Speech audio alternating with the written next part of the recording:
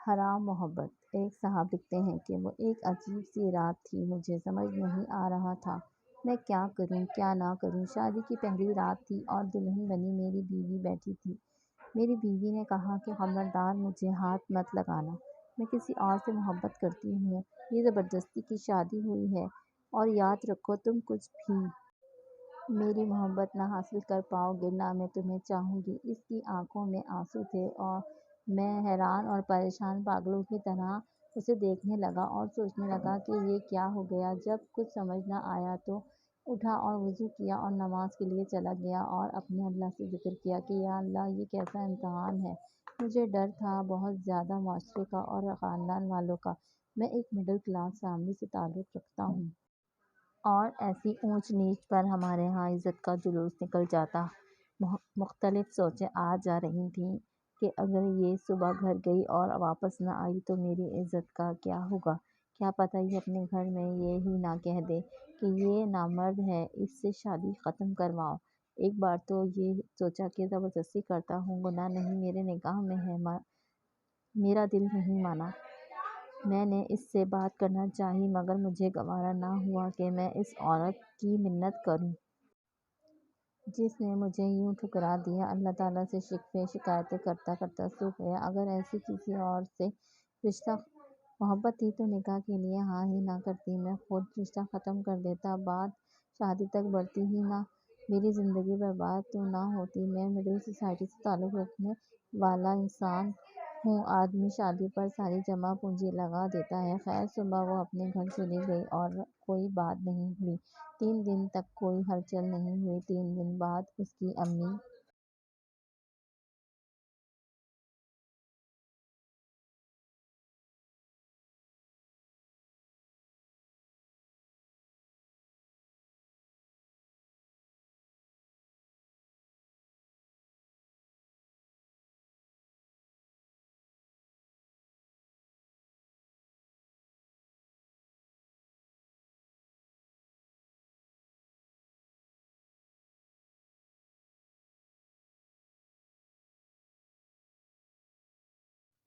اور کسی طرح یہ سب کچھ کافی عرصے تک چلتا رہا۔ میں برداشت کرتا رہا کہ شاید اس کو کچھ سمجھ آ جائے، لیکن میری بیوی کوئی انتہائی بے وقوف لڑکی تھی۔ اسے نہ میری عزت کا خیال تھا نہ ہی اپنے گھر والوں کی عزت کا۔ بہرحال جب میں ان سب چیزوں سے تنگ آ گیا، پھر میں نے جا کے مسجد کے امام صاحب سے یہ سارا معاملہ ذکر کیا اور ان سے یہ پوچھا کہ اب مجھے آپ بتائیں کہ میں کیا کروں۔ اپنی شادی شدہ وہ بیوی میرے نام کی بیوی ہے، وہ کسی اور لڑکے سے سارا دن اور رات بھر بات کیا کرتی ہے۔ یہ سارا معاملہ سننے کے بعد امام صاحب نے مجھے ایک مشورہ دیا کہ کوئی بھی سخت فیصلہ کرنے سے پہلے تم اس کے موبائل سے اس لڑکے کا نمبر نکالو اور اس لڑکے سے بات کرو کہ آخر وہ کیا چاہتا ہے۔ نہ تم اپنی بیوی کو طلاق دیتے ہو نہ وہ تم سے طلاق چاہتی ہے، تو پھر اس معاملے کو حل کیسے کیا جائے۔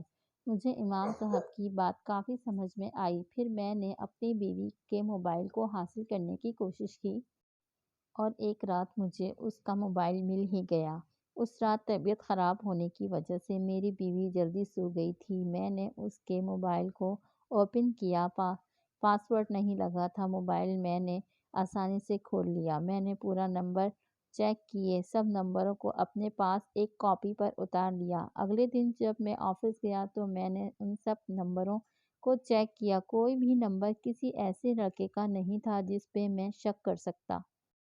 یہ صورتحال دیکھ کر میں بہت زیادہ حیران ہو گیا اور پھر میں گہری سوچوں میں چلا گیا۔ مجھے پھر یہ خیال آیا کہ کیوں نہ میں کسی عزیز سے اس کے بارے میں پوچھوں کہ آخر یہ ماجرا کچھ تو حل ہو۔ میں نے اس کی ایک قریبی دوست سے بات کی، یہ سارا صورتحال بتائی۔ یہ سب سن کر اس کی دوست بھی بہت حیران اور پریشان ہو گئی اور مجھے اس نے میری بیوی کے متعلق کچھ بھی نہیں بتایا۔ اب میں اور زیادہ پریشان تھا کہ میں کس سے جا کے یہ سب پوچھوں، اور اب سوائے میرے پاس اپنی بیوی کی والدہ یعنی میری ساس کے علاوہ کوئی دوسرا نہیں تھا کہ جس سے میں یہ بات کہتا۔ آنے والی چھٹی کے دن اپنی سسرال گیا اپنی بیوی کو بتائے بنا، اور اس سے پہلے میں نے اپنی ساس کو فون کر دیا کہ وہ میرا انتظار کریں، میں آنے والے جمعے کو ان کے گھر آ رہا ہوں۔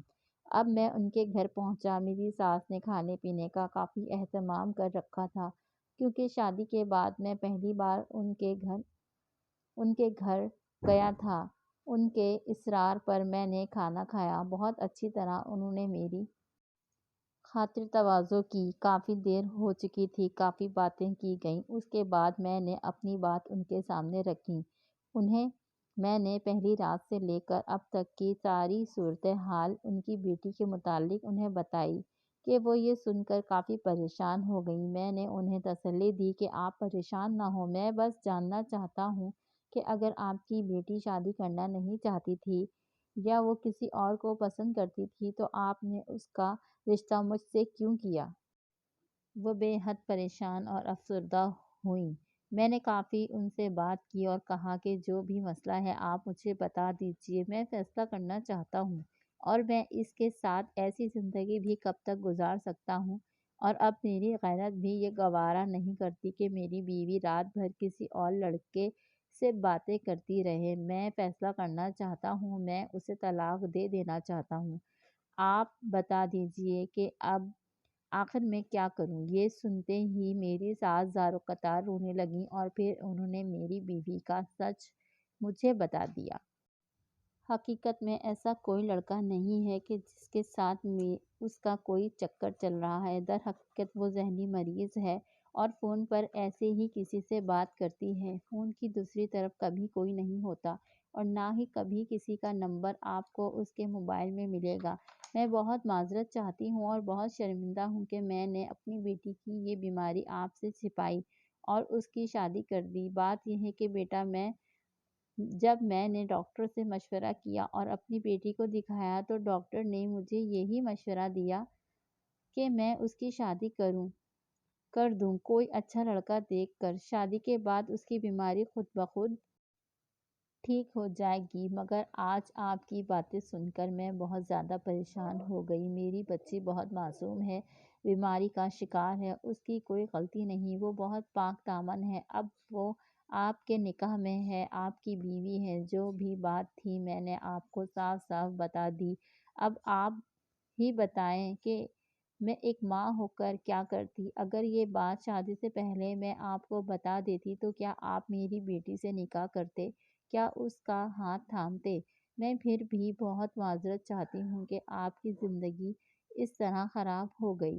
اب آپ فیصلہ کیجیے، جو فیصلہ آپ کریں گے ہمیں وہ منظور ہوگا۔ ان کی یہ باتیں سن کر میرے ہوش اڑ گئے۔ پھر میں اپنے گھر آ گیا اور 2-3 دن تک میں آفس نہیں گیا۔ سارا دن ساری رات میں یہی سوچتا رہا کہ اب میں کیا کروں گا، اسے چھوڑ دوں یا اس کے ساتھ ایسی ہی زندگی گزار دوں؟ میری کچھ سمجھ نہیں آ رہا تھا۔ پھر میں نے اپنے ایک دوست سے ان سب باتوں کا ذکر کیا۔ اس نے مجھے ایک بہت ہی اچھا مشورہ دیا اور کہا، اپنی بیوی کو اچھے ڈاکٹر کو دکھاؤ، طلاق اس مسئلے کا حل نہیں ہے۔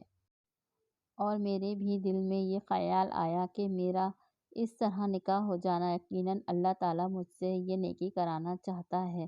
چنانچہ میں اپنی بیوی کو ڈاکٹر کے پاس لے گیا۔ ویسے تو وہ مجھ سے بات بھی نہیں کرتی تھی۔ میں نے اس کے ساتھ بہانہ بنایا کہ مجھے اپنے دوست کے گھر دعوت میں جانا ہے اور انہوں نے تمہیں بھی بلایا ہے تو میری عزت رکھ لینا۔ ہم ڈاکٹر کے پاس گئے، اس کا چیک اپ ہوا اور ڈاکٹر نے دوا دے دی۔ دوا تقریباً 3-4 ماہ کھانے کے بعد میری بیوی میں کچھ تبدیلیاں آنا شروع ہوئیں اور آہستہ آہستہ وہ جو فون کسی کو کیا کرتی تھی اس نے مجھے فون کرنا شروع کر دیا، میری خیریت لینا شروع کر دی، میرے ساتھ کھانا شروع کر دیا، مجھ سے بات کرنا شروع کر دی۔ کچھ مہینے اور گزرے، میری زندگی خوشگوار ہونا شروع ہو گئی، میری بیوی پوری طرح ٹھیک ہو گئی تھی اور میں نے اللہ کا شکر ادا کیا کہ اس نے مجھ سے اتنی بڑی نیکی کروائی۔ مزید ہماری کہانیاں سننے کے لیے ہمارے اس چینل کو لائک کیجیے، سبسکرائب کیجیے۔ اگلی کہانی لے کر پھر حاضر ہوں گی، تب تک کے لیے اللہ حافظ۔